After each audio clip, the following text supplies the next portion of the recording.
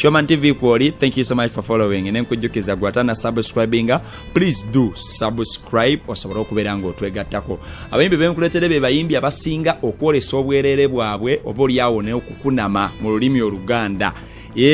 Abayimbi bano nga bw'abatakunamyemu ku stage munnange kyekivulu kiba tekigenda kunyuma.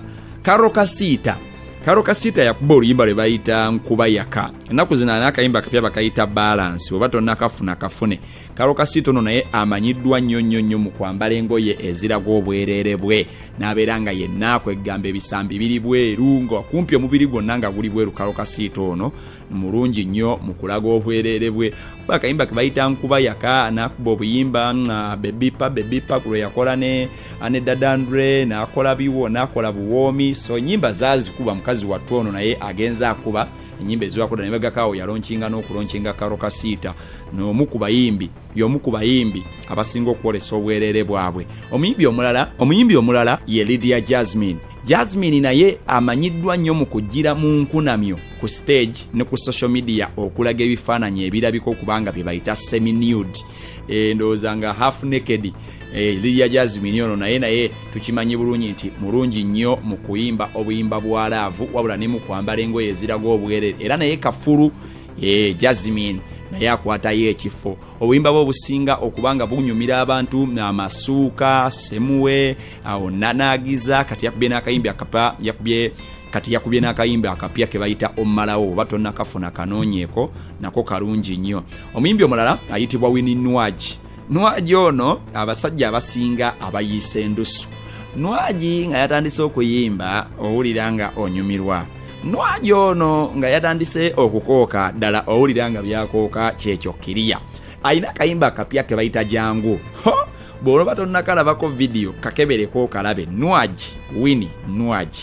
Mukyala nno ayina n'omwana omukulu Nude ono naye mu kwambala enkunamyo n'okulaga ku bifambi. Kabaka ate nga mukyala mulungi mu kuyimba ate nga n'obulungi mulungi. So akozesa advantage eyo okubeera nga ateekayo ebifaananyi bye ebiri semi-nude oba ebiri half naked n'abeera nga munnanga atulagako okwo ku figa ne ku kikyalinawo okwo olwo abasajja ne bayiika endusu nga balaba ku bifaananyi bino ebya Nude naddala nga azze ku stage mu bukete. Atera nnyo okujja ku stage ng'ali mu bukete Nude ono naye y'omu ku abo abasinga okulaga obwerere bwabwe. Nina Rose naye y'omu ku abo abayimbi abalaga obwerere bwabwe naddala nga bali ku performinga ku stage oba ne ku Facebook naddala ku Instagram okwo. Nina Rose yakuba akayimba kabayita gwongereyo munda ddala.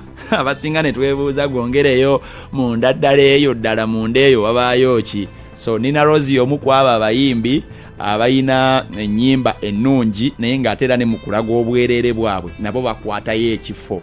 Nina Rose of recent ayina ka video ke yateekayo nga akola ka challenge mu luyimba olupya olwakyoyoyo. Nakakulaga wano ka video ako nga actually nga kumpi ali bwerere nga akubye akapale nga konna kamusibye omubiri nga osobola okuba nga bw'omutunulako bwoti olabira ddala ebiri munda mu mubiri gwe. Nina Rose naye mulungi nnyo mu kulaga obwerere bwe wadde nga ye akyegaana agamba tateekayo bifaananyi bya buwemu naye ffe ababeera bamufollowinga ku Instagram, Facebook ne Snapchat tulabanga ebifaananyi bibeera kumpi bya buwemu. Omulala eyali asinga okuwambala obugoye obulinga obuwemula obugoye obulinga obulaga obwobwerere yali Helen Lukoma naye okuva lwe yazaala yakendeeza mu nnyambala ey'embi. Helen Lukoma okuva lwe yazaala ebifaananyi ebyobuseegu munnange takyabyekuba naye nga bwe yali tannazaala Helen Lukoma ng'akuba obugoye buli obulaga ku bode obulaga yipusi obulaga ebifambi. Helen Lukoma ayina akayimba akapya bakayita olinnye y'amagye oba tonnakakeberako kakebereko kalungi nnyo. Helen Lukoma yazaala emabegakaawo so kakati naye ebyokulaga obwerere bwe alabika agenda abikoowa. Abakulembeddemu ye Cinderella Byebe yakava mu bumpaaro oyo yakava mu bumpate naye mu kulaga obwerere abasinga bakoppaye actually Karo kasita akoppa ono Cindy bano ba Nina Rose ba Jasmine ba Helen Lukoma bonna kumpi bakoppa Cindy kubanga Cindy obulamu bwe bwonna abadde nga alaga obwerere bw'ebifaananyi ng'ateekayo kumpi ng'ali bwerere. Ye muyimbi asinga okubanga alaga ebifaananyi bye kumpi nga ali bwerere.